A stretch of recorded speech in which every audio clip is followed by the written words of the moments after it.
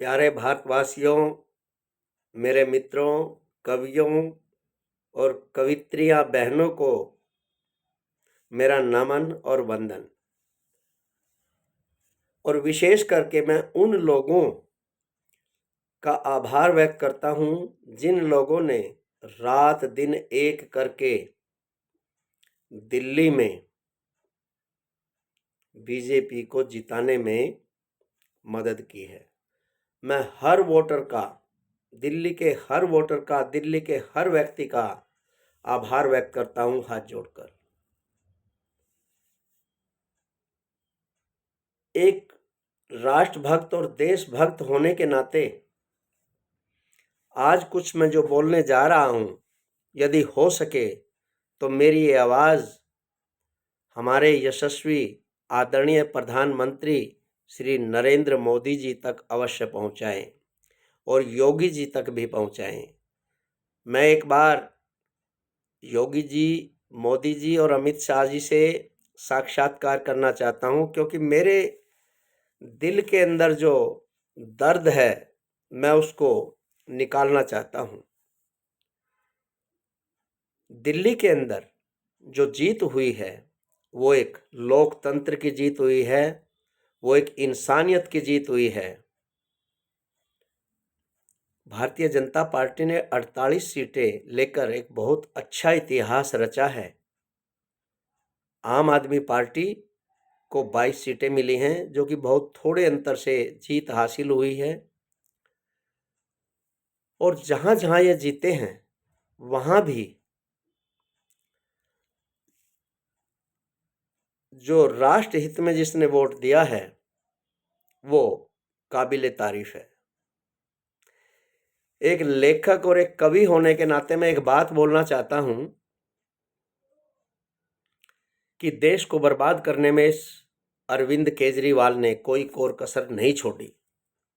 उग्रवादियों से हाथ मिलाया, विदेशों में गया, फंडिंग ली, जिसकी जांच हो रही है। शाहीन बाग को बर्बाद किया, वहाँ पर अवैध कब्जे करवाए, मरकज में इसने इतना बुरा हाल किया, यहाँ तक कि कोरोना में भी इसने लोगों को भड़काया। कहाँ कहाँ नहीं भड़काया इसने। यदि कहीं बारिश भी तेज हो गई और फसल बर्बाद हो गई तो वहाँ भी ये बकवास कर रहा था कि ये मोदी जी का काम है। मतलब हर जगह दोषी मोदी जी। क्यों भाई, क्या ये दोषी नहीं है? ये हर बात के लिए दोषी है। इसने स्कूल में, इसने अस्पतालों में, इसने दिल्ली के गली गली में और दिल्ली के हर व्यक्ति के साथ में जो धोखेबाजी की है वो कभी भुलाई नहीं भूलेगी। और ये देश का सबसे बड़ा गद्दार और निकम्मा व्यक्ति है, जिसे लोग कहते हैं खुजलीवाल। खांसी में खौं खौं खौं खौं करता रहता था, गले में मफलर डाल लेता था और बिल्कुल सीधा साधा बना हुआ था। अन्ना हजारे कितने अच्छे व्यक्तित्व के व्यक्ति हैं, गजब के व्यक्ति हैं। उसको भी धोखा दिया। मैं लोकपाल बिल लेकर आऊँगा, मैं ये करूँगा, मैं गाड़ी का इस्तेमाल नहीं करूँगा, मैं ये नहीं करूँगा, मैं ऐसी ऐसी बातें इसने जनता के बीच में भ्रम फैलाया। दूसरे, इसने एक काम और बहुत घटिया किया।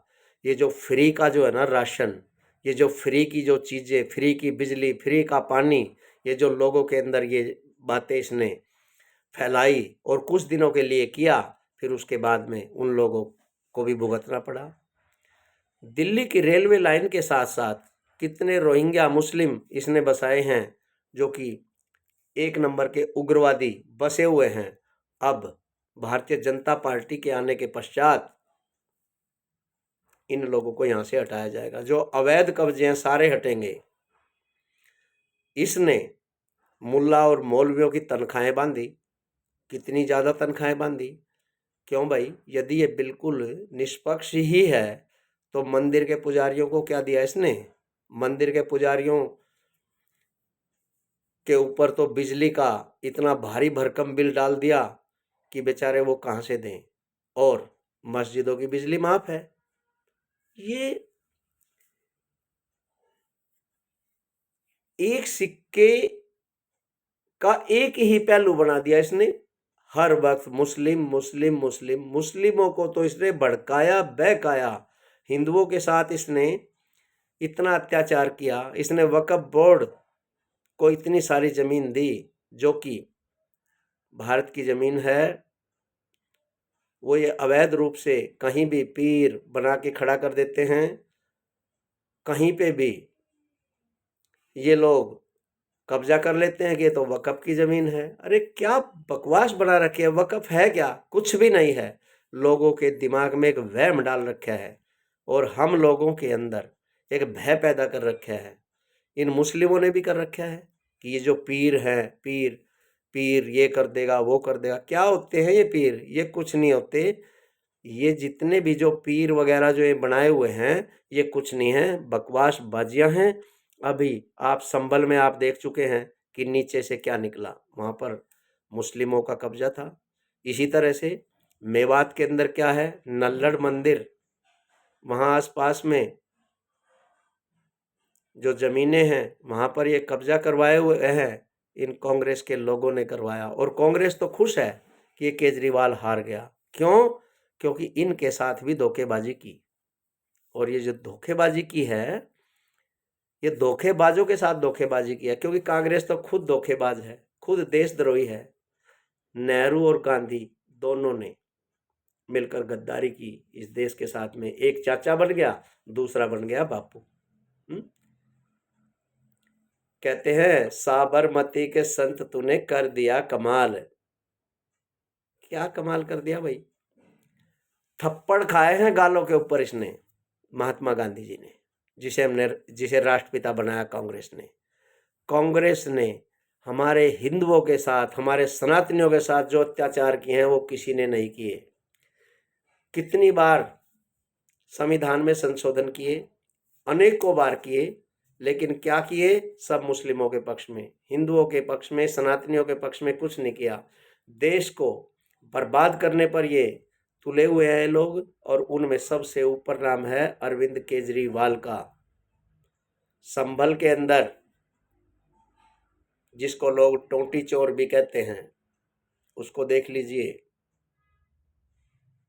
संभल में कैसे कैसे कब्जे इन लोगों ने करवा रखे हैं, केवल मुस्लिम वोटों को हासिल करने के लिए। जो सच्चा मुस्लिम है, जो सच्चा देशभक्त है, वो आज भी इनके साथ नहीं है। लेकिन उनकी गिनती कहाँ है? जो मुस्लिम बीजेपी में हैं, जो मुस्लिम सही रास्ते पर हैं, वो मुस्लिम इनके दुश्मन बने हुए हैं। केजरीवाल, सत्येंद्र जैन, मनीष सिसोदिया, तीनों हार के मुख्य कारण हैं। और ये जो आतिशबाजी है, ये जीत जरूर गई, लेकिन कुछ नहीं है। ये खुशी मना रही है कि अरविंद केजरीवाल, मनीष सिसोदिया और ये सत्येंद्र जैन हार गए, तो तू जो है ना यहाँ इस पार्टी की दादी बन गई है। लेकिन दादी क्या, ये कुछ भी नहीं है। क्या बन गई दादी? क्या करेगी ये? पार्टी तो बिखर चुकी है, बिखर रही है। और इसका सीधा सीधा असर पंजाब पे जाएगा। पंजाब में देख लेना, बीजेपी पूर्ण बहुमत से आएगी। सिख लोग कौन हैं? ये हमारे हिंदुओं की सेना है, हिंदुओं के रक्षक हैं। लेकिन कुछ देशद्रोही हैं जो कि खालिस्तान की मांग करते हैं, लेकिन वो लोग मुस्लिम ही हैं, सिखों के वेश में वो लोग हैं। आप जरा समझिए, जो सच्चा सिख है वो कभी देशद्रोह कर नहीं सकता। ना किसी सिख ने आज तक कोई देशद्रोह किया। गुरु गोविंद सिंह की संतान है, गुरु नानक देव जी की संतानें हैं ये, गुरु तेग बहादुर की संतान है, जिन्होंने इतनी बड़ी कुर्बानी दी और इस देश को कभी बर्बाद नहीं होने दिया। सिखों को 84 के दंगे में, 1984 के दंगे में कितने सिख भाई मारे गए? वे मेरे भाई थे, वे तुम सब के भाई थे। वे तुम किसी का बाप था, कोई किसी की बहन मारी गई, किसी का पिता मारा गया, तो किसी का चाचा ताऊ, सब वो हमारे थे। हमारे सीने में दर्द उभरता है। मैंने वो सीन देखा है, कैसे कैसे इन कांग्रेसी लोगों ने कैसे कैसे जुल्म किए। सरदार बेअंत सिंह और वो सतवंत सिंह, क्या नाम था उन दोनों, की सजा पूरे सिख समाज को दी, पूरे हिंदू समाज को सजा दी, उनके ऊपर ये कभी नहीं बोलते। इस राहुल गांधी को देख लो, ये कब बोलता है? क्या कभी इसने एक लफ्ज भी बोला जब हिंदुओं की बहन बेटियों के साथ अत्याचार होते हैं, उनके साथ बलात्कार होते हैं? अरे ये तो इतना नालायक है, खुद अपनी बहन के गालों का चुम्बन करता हुआ नजर आ रहा है। कोई भी धर्म नहीं है इसका, कोई भी कभी पंडित बन जाता है, कभी मुल्ला बन जाता है, कभी क्रिश्चियन बन जाता है। तो ऐसे व्यक्तियों से दूर रहें। आने वाला समय स्वर्णिम युग है। आप लोग एकजुट होकर रहिए और भारत को हिंदू राष्ट्र बनाने में मदद कीजिए। मैं राष्ट्रीय स्वयंसेवक संघ का सदस्य भी हूँ, आरएसएस का सदस्य भी हूँ, और कभी जो ये देशद्रोही है इनकी गलत बातों को मैं कभी सहन नहीं करता। आरएसएस का मतलब क्या है? कोई वहां पर कोई टेस्ट पास थोड़ी करना पड़ता है। राष्ट्रीय स्वयंसेवक यानी राष्ट्र की सेवा करने वाला, वही व्यक्ति मैं हूं, वही व्यक्ति तुम हो। जो देश के लिए कार्य करते हैं वो आरएसएस का व्यक्ति है। वो हिंदुत्व के एजेंडे पर खरा उतरता है, उसके लिए सभी बराबर है। देखिए, जो मुस्लिम बढ़िया है, जो राष्ट्र हित में है, वो भी मेरा भाई है। लेकिन जो देशद्रोह करेगा, चाहे वो हिंदू है चाहे वो मुस्लिम है, वो मेरा भाई कभी नहीं हो सकता, वो तुम्हारा भाई कभी नहीं हो सकता। जो लोग अपने फायदे की देखते हैं, जो राष्ट्र हित की बात नहीं सोचते, ऐसे लोगों से किनारा कर लो। कैसे कैसे प्रोपगेंडे इन्होंने रचे। शाहीन बाग में लाल किले पे झंडा, लाल किले पे बकवासबाजी, देश को तोड़ फोड़ मचाना है। किसानों के नाम पर ये देशद्रोह का आंदोलन जो रचा गया, ये सब इस केजरीवाल, अखिलेश यादव, राकेश टिकैत और जो दूसरे लोग जो थे, चढ़ूणी आदि जितने भी व्यक्ति थे, इन लोगों ने जो किया। एक बात होती है, किसानों की क्या मांग थी, जो भी मांग थी उसको मना नहीं किया। छोटे किसानों को इन बड़े किसानों ने बर्बाद किया। इन किसानों को उभारने के लिए ही जो है ना पॉलिसी बनाई थी, कानून बना था, लेकिन इन्होंने वो जो कानून वापस दिलवाया, उसमें छोटे किसानों का बहुत बड़ा नुकसान हुआ है। बीमा फसल योजना क्या, दूसरी योजनाएं क्या, अनेकों अनेक योजनाएं चलाई थी। वो सब इसलिए कि इस देश को एक सूत्र में बांधे, एक सूत्र में पिरोए। लेकिन वो कब होगा? जब सभी मिलके हमारे यशस्वी प्रधानमंत्री श्री नरेंद्र मोदी जी का साथ देंगे, तभी कुछ हो पाएगा। 42वें संशोधन में केवल मुस्लिमों को फायदा पहुंचाया, वो संशोधन अब दोबारा होना चाहिए और राष्ट्र हित में बात होनी चाहिए। जितने भी हमारे बड़े मंदिर तोड़कर उनके ऊपर मस्जिदें हैं या जिन पर कब्जा है, वो उन पर पुनर्विचार होना चाहिए। हमारे जो सुप्रीम कोर्ट के जैन बंधु वकील हैं, जज हैं, उन लोगों को मैं नमन और वंदन करता हूं, जिन्होंने श्री राम मंदिर बनाने में अहम भूमिका निभाई। और इसी तरह से ये जो दूसरे मंदिर हैं, जैसे ज्ञानवापी है, कुछ लोग कहते होंगे ज्ञानवापी मस्जिद, मैं कहता हूँ ज्ञानवापी मंदिर है।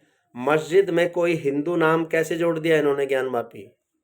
अरे वहां पर भी इतना अत्याचार, इतनी बकवासबाजियां हो रही हैं, जबकि वो बन के रहेगा। इसी तरह से ये जो ताजमहल है, ताजमहल में भी नीचे मंदिर है, गर्भगृह में विष्णु मंदिर है, देख लीजिए। ये जो जामा मस्जिद है इसके नीचे भी है। और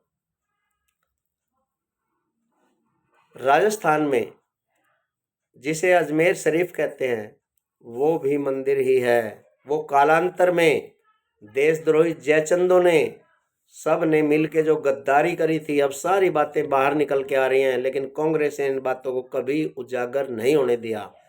कांग्रेस ने, और जिसका साथ ये केजरीवाल दे रहा था केवल देशद्रोह में, वैसे कभी साथ नहीं दिया। ये जो पार्टी बनाई इन्होंने, इंडी गठबंधन क्या था ये ठगबंधन था। ये देश को तोड़ने का इरादा था इनका। कन्हैया जैसे नालायक और बदतमीज, निवेदिता मेनन जैसी नालायक, जिन्होंने जेएनयू में बोली बोली, कहते हैं ना कि जेएनयू में बोली बोली उन्होंने कि भारत तेरे टुकड़े होंगे इंशाल्लाह इंशाल्लाह, इस तरह की बकवासबाजियां क्या कोई इंसान कर सकता है? नहीं भाई, मैं नहीं कहता इस बात को। कोई इंसान ऐसी गंदी हरकत कर ही नहीं सकता। कहते हैं महात्मा गांधी ने आजादी दिलवाई। कहाँ दिलवाई महात्मा गांधी ने आजादी? महात्मा गांधी ने तो अंग्रेजों के थप्पड़ खाए हैं। जब एक थप्पड़ पड़ता था गाल पे तो दूसरा आगे कर देता था। आजादी को दिलवाने में सबसे महत्वपूर्ण जिसका हाथ है वो है नेताजी सुभाष चंद्र बोस। नेताजी सुभाष चंद्र बोस को कांग्रेस ने भुला दिया, सरदार पटेल को भुला दिया। वो तो जो है ना, धीरे धीरे भेद खुल रहे हैं सारे के सारे। मैं आपको एक बात बताऊं, आप विश्वास करें या न करें, नेताजी सुभाष चंद्र बोस से मैं मिल चुका हूं लखनऊ में।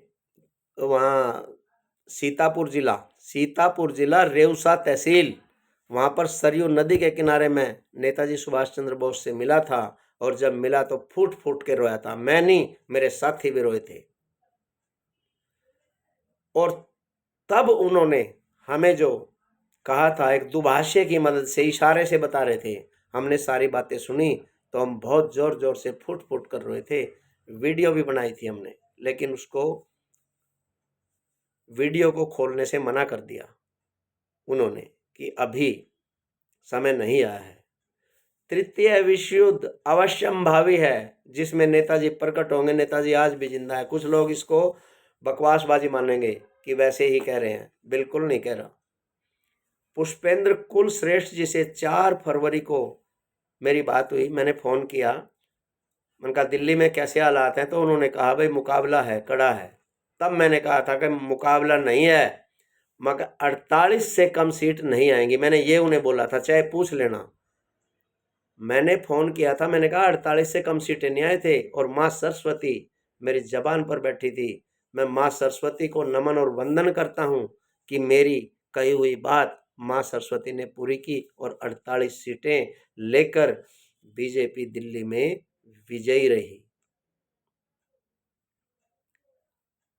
कांग्रेस तो जीरो थी, जीरो ही रही। लेकिन आम आदमी पार्टी की जो 22 सीटें भी आई है ना, ये बहुत बड़े अंतर से नहीं आई, बहुत कम अंतर से जीते हैं ये लोग। वो भी उस जगह पर जीते हैं जहां मुस्लिम इलाका था। सनातनी हिंदुओं ने आम आदमी पार्टी को नहीं दी। जो देशद्रोही नहीं है उन्होंने तो दी नहीं। देशद्रोही जो लोग थे, जो फ्री का राशन खाते थे, उन लोगों ने इन्हें वोट दी है। और इसका मुख्य हार का कारण ये खुद अरविंद केजरीवाल, जो कि खुजलीवाल के नाम से मशहूर है, उसने ये उसका जिम्मेवार ये है हार का। तो ये थोड़ी सी समीक्षा थी जो मेरे मन में थी, मैंने बोला है। यदि जाने अनजाने में मुझसे कोई अपशब्द मेरी जबान से निकल गया तो मैं उसके लिए क्षमा प्रार्थी हूँ। भारत के लोगों,